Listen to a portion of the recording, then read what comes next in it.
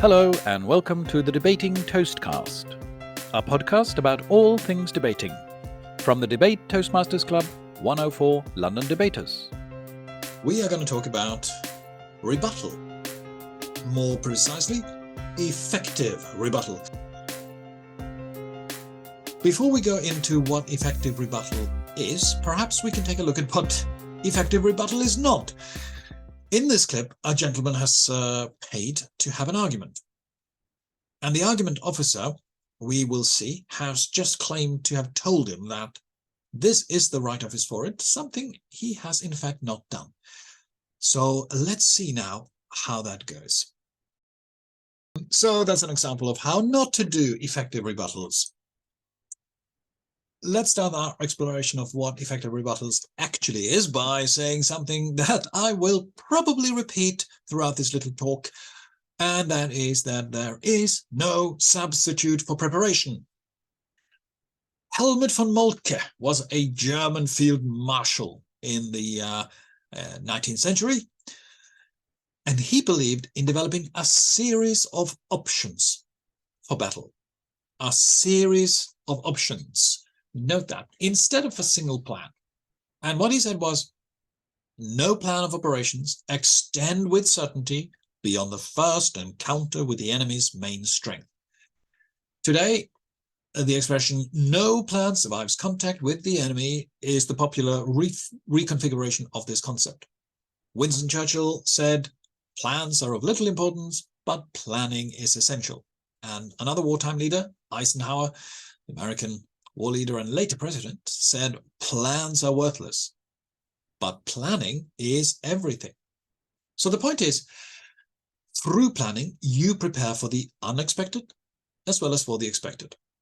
And there is no substitute for preparation and research. No magic formula or clever technique will enable you to waltz unprepared into a debate and win it.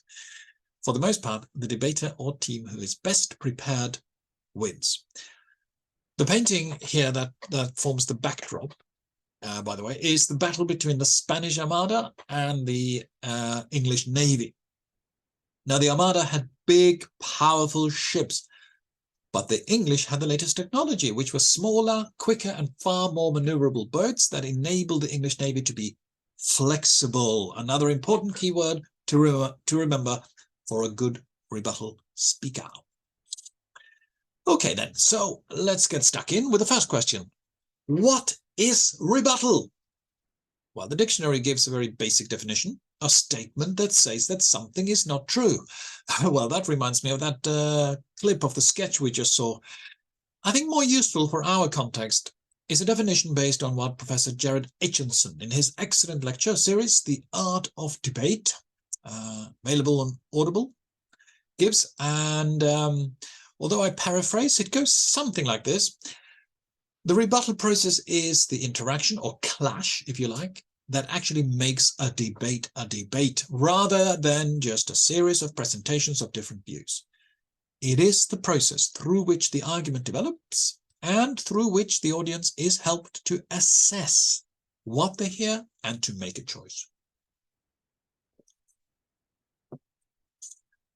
Your job as a rebuttal speaker is to give them the right framework. Show the audience how their values are in fact in alignment with your side of the argument, and thus help them to come down on your side. By giving the audience members an idea of how they should assess the arguments they've heard, you help them to assess these arguments the way you want them to. You are in fact assessing the arguments of the other side when you do rebuttal, but you are also helping the audience assess the debate as a whole, and to obviously come down on your side. The rebuttal process, therefore, is all about assessment. Now, why is that important? That's the next question. Well, why do rebuttals matter? Because, as I just said, a debate is more than a series of public speeches. As I alluded to earlier, the rebuttal process is actually what makes a debate a debate. It is the process through which we have a clash of ideas and values. Without the rebuttal process, all we have is a series of speeches presenting different views. And then the audience, the judges, will have to just make up their own minds with no help or guidance on how to decide. Now, that may be interesting in and of itself, but it's not parliamentary debate, not as we practice it at 104 and in most other places where they practice debate in this way.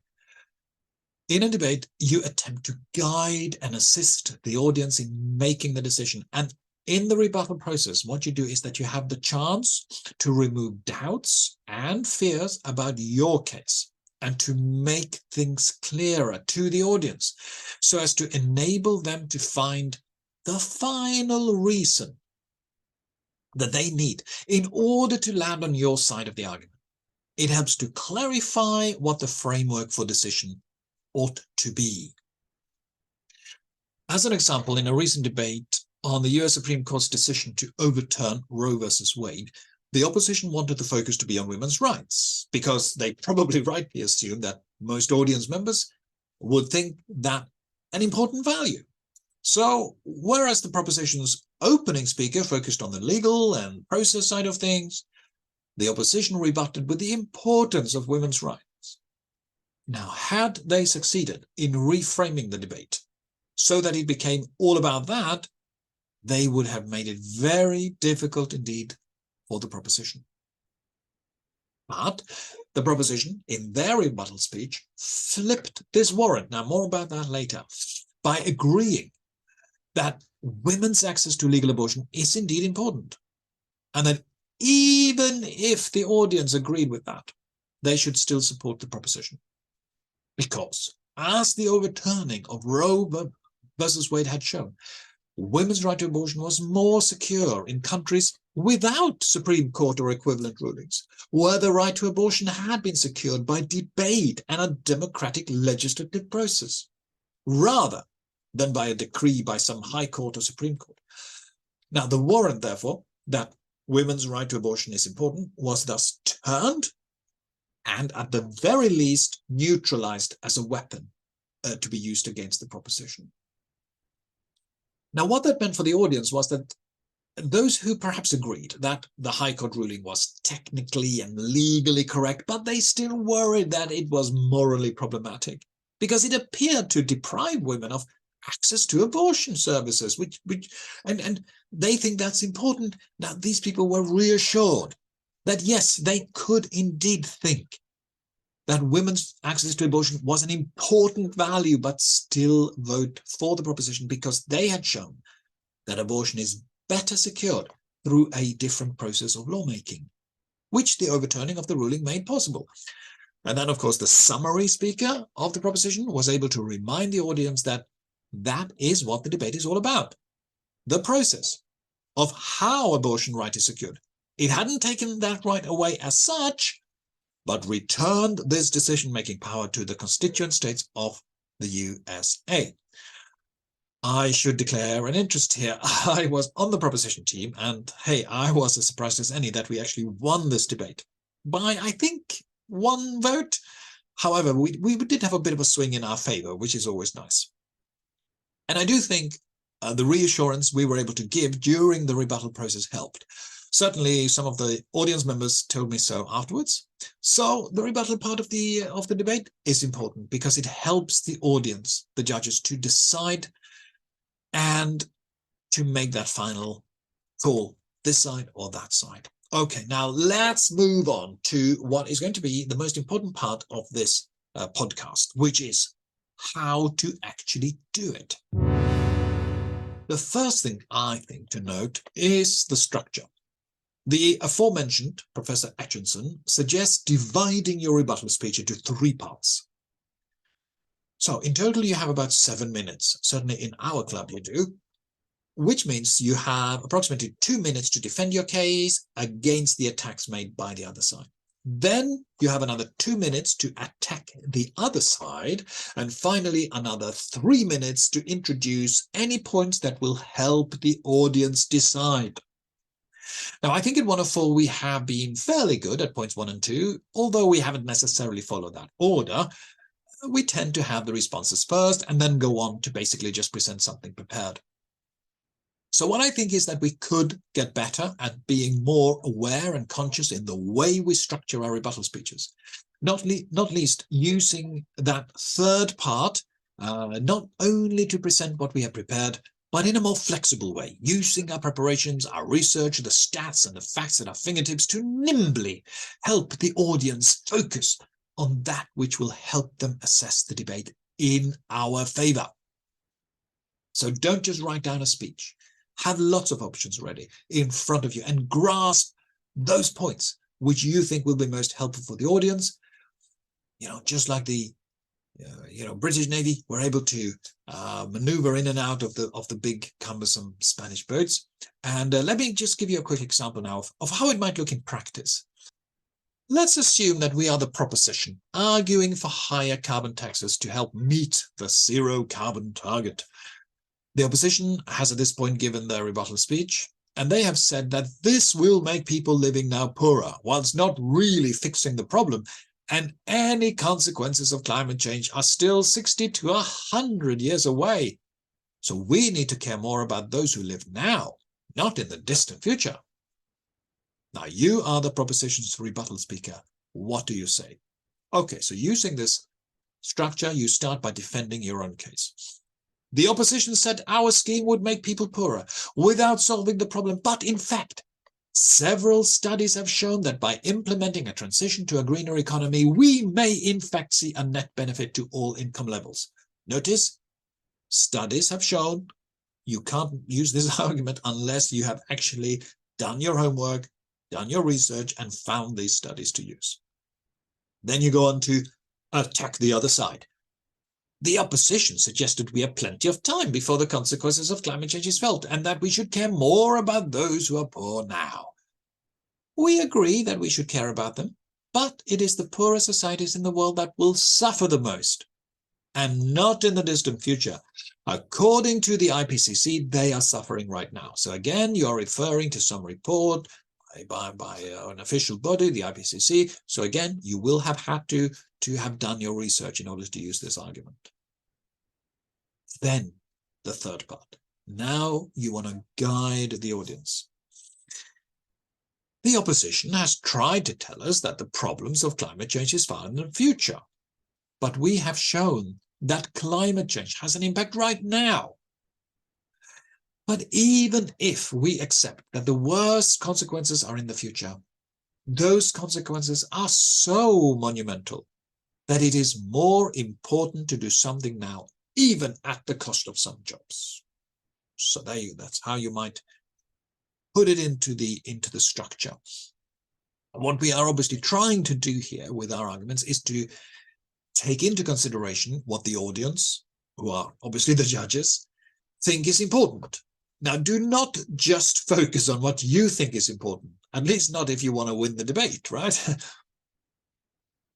In this case, should we worry more about the magnitude of the problem, or should we worry more about sort of the time frame? Should that be the important thing?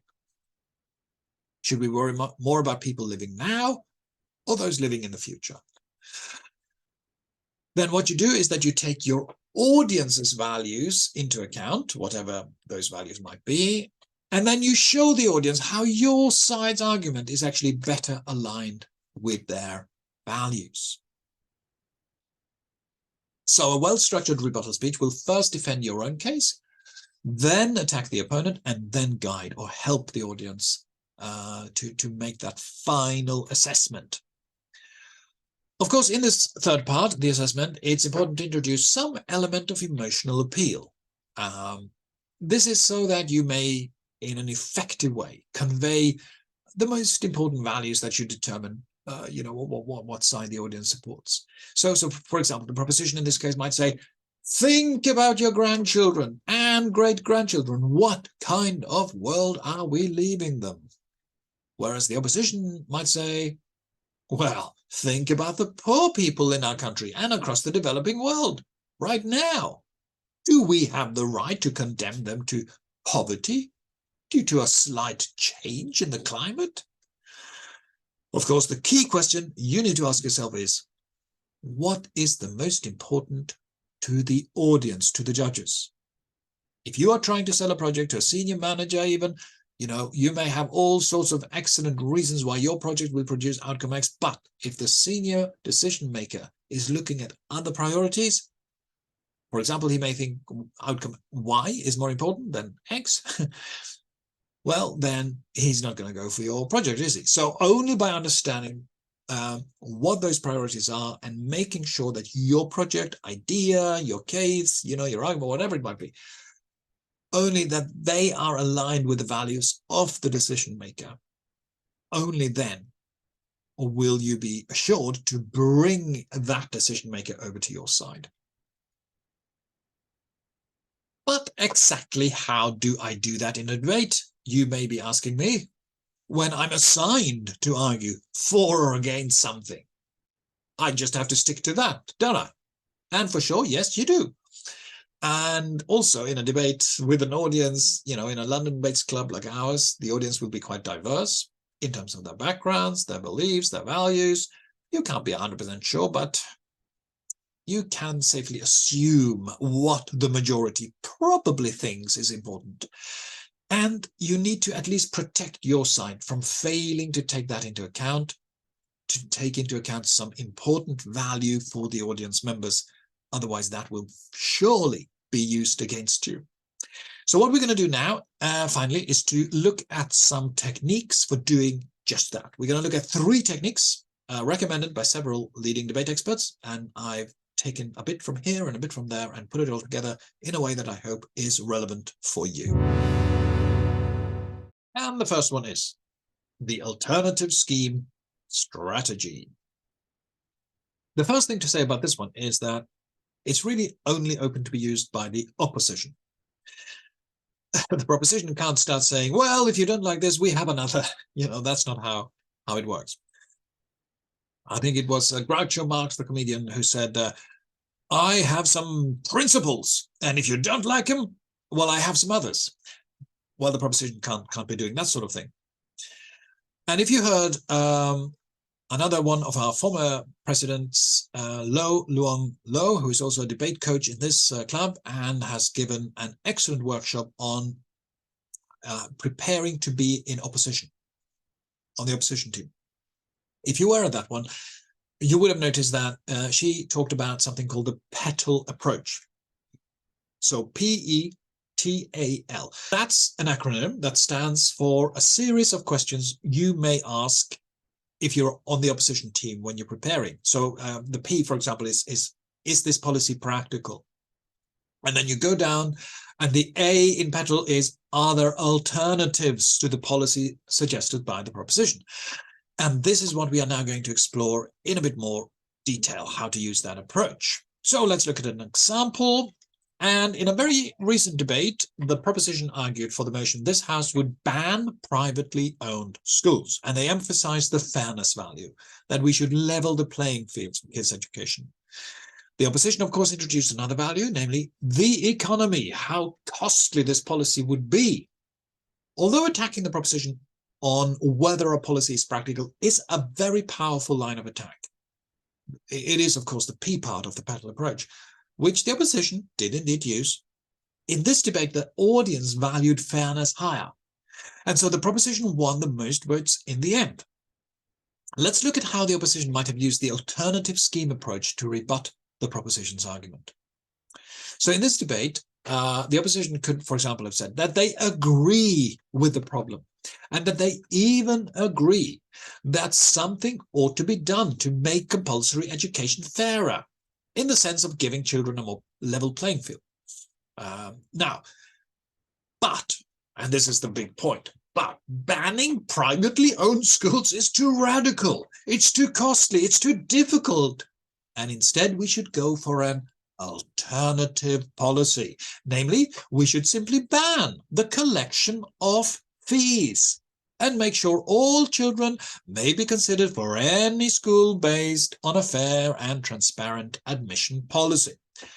This would produce greater fairness without the practical difficulties of a blanket ban on all privately owned schools. Note that the opposition here has not introduced any new values, nor have they had to reject the proposition's main argument. Instead, the opposition has been able to take fairness on board take it on their side, and in addition, having the argument of practicality on their side. Of course, they would have had to sort of tone down the economic argument in this case, as the impact of banning fees would also have an economic impact, no doubt. But people are more likely, I think, to feel that if something is the right thing to do, it's going to be the right thing to do, even if it's a bit costly and difficult. So if the alternative you are putting to the audience is either do the right thing or don't do the right thing because it's costly, they're going to say, oh, well, let's just do the right thing. Doesn't matter, you know. So you'll always lose that side if you lose the argument for what's the right thing. That's it, you've lost. And so by accepting the fairness premise, but suggesting an easier, a more realistic, a cheaper way of achieving it, you then stand a greater chance of getting the votes of those people who did actually worry a bit about the practicality, but who also wanted greater fairness, who believed that it was, you know, at least the right thing to do, even if it was difficult and expensive.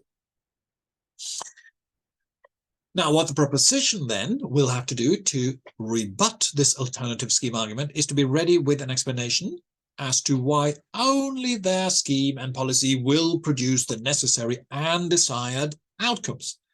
What you might call the unique selling point of their policy. They might, for example, have said that if schools remain privately owned charities, the wealthy parents, although banned from paying school fees, can still give charitable donations. These donations can then be used to hire the best teachers at higher salaries because the schools are still privately owned charities. And furthermore, the money could be used to get all that extra equipment, etc., that such schools are famous for. Only by making all schools, state schools, and all teachers, civil servants, can you move resources around, including teachers, to the areas of the country where they are needed the most. So the alternative scheme strategy is very good for agreeing, okay? You agree with the general goal, but you come up with another way of achieving it that seems more plausible for the audience. And for the proposition's defense against this, well, the proposition will have to say and be very well prepared, again, coming back to the preparation point, to give the unique advantages of their policy, that only their policy can achieve it. Another thing, of course, the opposition might say is that instead of doing X, we should do Y. So in this case, we don't need to ban privately owned schools to make it better, to make education better and fairer. We just need to spend more money on existing state schools. That's what we should do instead. We should focus on that. Spend more money on the existing state schools. And to defend against this, the proposition will need to do what in formal debating is called a permutation. So this is just a fancy word basically for saying, can both be done? Can they be combined? They could, for example, reply, well, yeah, sure, we need to spend more. But that's not mutually exclusive to banning private schools. We need to do both. So that's the alternative scheme approach. Now let's move to the next one, which is the even if argument. Now, the power of the even if argument lies in its ability for you to say that even if what the other side say is absolutely true and correct, you're agreeing totally with the other side in every aspect of what they had said. You, that's the audience, the judges, if you will, should still vote for my side. Now, obviously, anyone can just say that, but it needs to make sense in the context of the debate. You need to give the reasons. So the way to use this technique is to listen very, very carefully. What is the other side saying? And then ask yourself this question. Could it be the case that if everything they say is absolutely true and correct, that the audience anyway can or could, indeed should, still support your side? Is that possible? If that is possible, then you can use this technique. And it's very often possible, funnily enough. Let's take a recent example again. This is from a debate we had not long ago on museum artifacts. I should again declare an interest here. I was coach for the proposition, debate coach. And the proposition who argued for the motion that museum artifacts should stay where they currently are. That is, in the museums that are currently legally owning them. And for this, they presented these three reasons mentioned here, that no one can claim to have any more moral right to these artifacts than anyone else. It's part of our shared human heritage. We must protect this, was the second argument, against them being used for nationalism, for point scoring politically or financial gain. And thirdly, that we must protect them against an increased risk to their security and well-being. Now, out of these three reasons, the opposition really focused in on the moral claim to ownership. They gave examples of artifacts taken during the time of empire or by looting during or after wars, and claimed that it was the right of a country or people to demand the artifacts connected to them to be delivered over to them. Now, using the even if approach, the proposition could here have said, even if you agree, in principle, that significant artifacts should indeed ideally be residing in the areas and with the people with whom they have a cultural and historical connection, you should still vote for the proposition. Why? Because if we were to act on this principle, we would have to empty out all museums in all the world for any artifact that does not have a cultural or historical connection to the country where that museum is currently situated.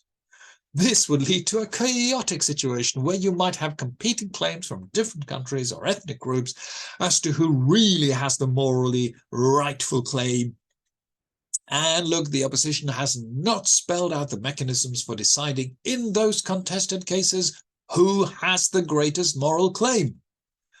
Whereas we already have a mechanism for deciding who has a legal claim, namely through the courts. And therefore, even if we agree in principle that there is a moral claim, we should stick with the legal principle to protect the artifacts, because in practice, going with the moral claim is just impossible. Now, this was, I have to say, a rather difficult motion to defend. And although the proposition did a good job defending it, it was in the end defeated. I am not saying that if only we had used this approach, they would necessarily have won.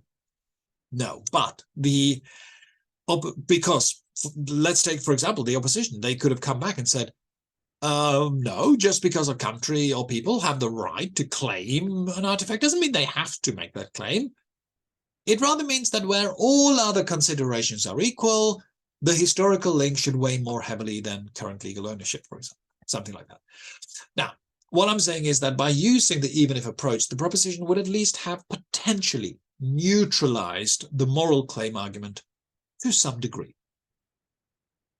Let me show you where this would have sat in the structure, in the sort of rebuttal speech structure. So I think this would come under point 2 and 3 mainly. So because firstly you defend your own side from attack, but then you go on the attack and you attack the other side by saying, for example, that acting on their principle would lead to chaos.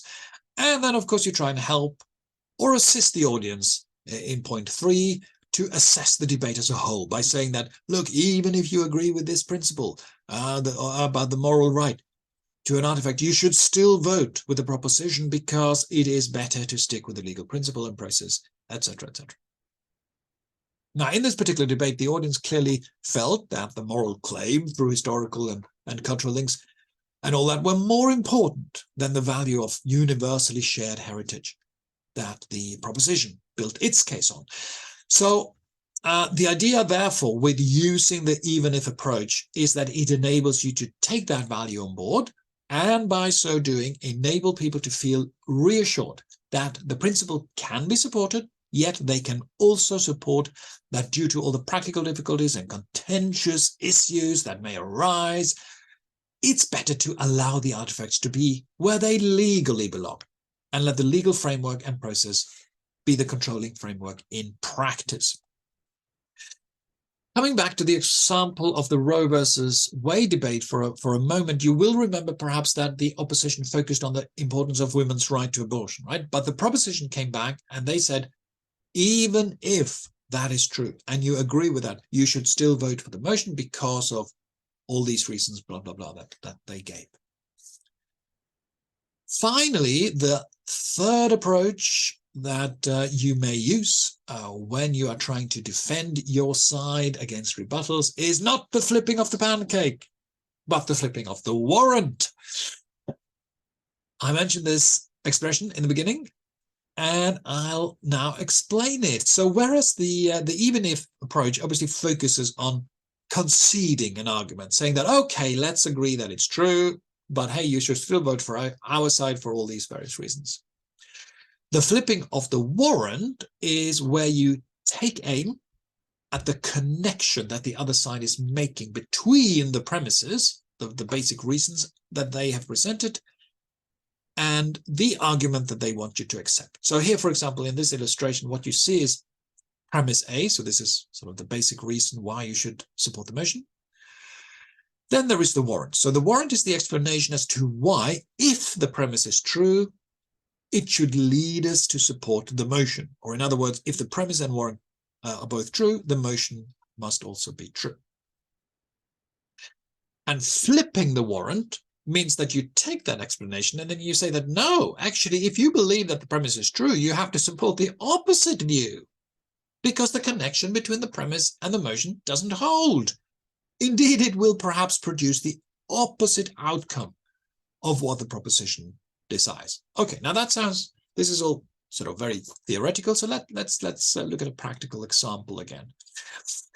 Let's, for example, assume that we are on the opposition team, and the motion is this House would increase income tax. The premise or reason for wanting to increase the tax is that more money is needed for social care. The warrant, i.e. the connection between that reason and the conclusion that we should support higher income tax, is that by increasing income tax, more money will be available for social care. On comes the opposition. And what they say is that, sure, we agree with the premise that social care needs more funding, no doubt about it. But empirical data and studies have shown that when income tax goes up too highly, the 10% highest income taxpayers, who currently contribute around 60% of the tax revenue collected, start taking action to avoid paying income tax, including relocating to other countries or tax regimes, or taking remuneration out in other ways other than income, or some other way of reducing the tax burden, with the result that an increased tax percentage will in fact lead to a decrease in the actual revenue collected. So by supporting this policy, there will be less money available for social care, not more. Now, the proposition could in turn rebut that by saying that only a very large increase will have that effect, whereas we are proposing only a moderate increase.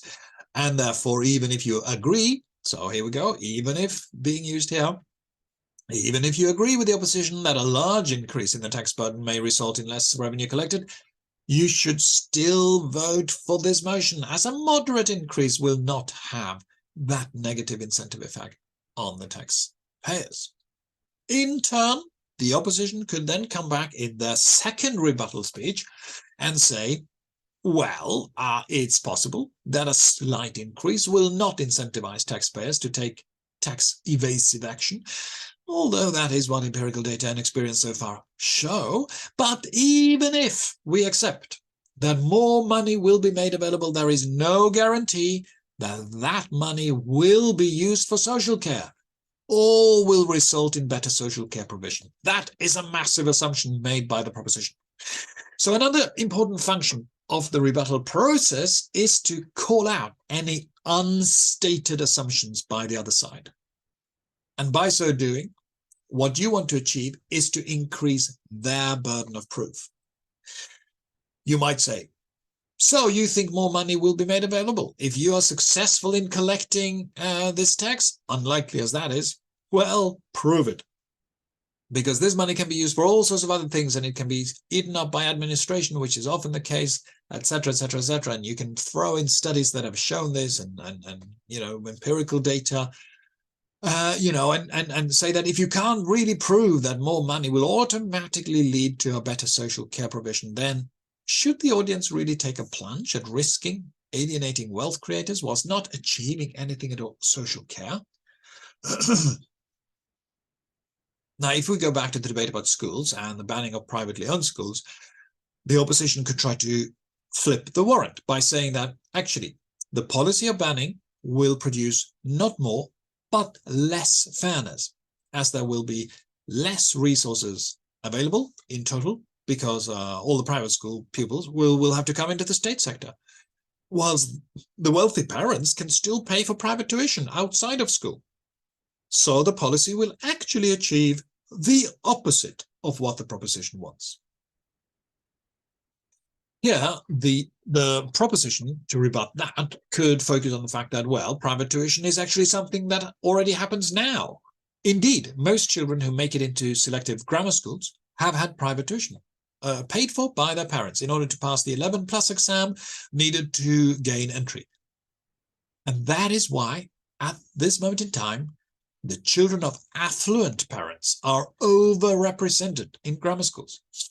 So, even if, coming back to that one, even if the policy may not solve all issues of inequality, it will make the system a lot more equal and fair than the current system, and so you should still support the motion, etc. So what both sides are trying to do here is to help, to assist the audience in making their decision. And you will have noticed, just as you perhaps did if you were there at the actual debate meeting, that the argument becomes sort of more and more nuanced as we go through the rebuttal process. You start by making a very sort of strong and clear-cut claim, this will solve all the unfairness, and then by the back and forth of both sides, you can see that, okay, yeah, there are important truths on both sides, but on balance, the most important reasons are on our side. And if you can convince the audience of that, you will have won the rebuttal process.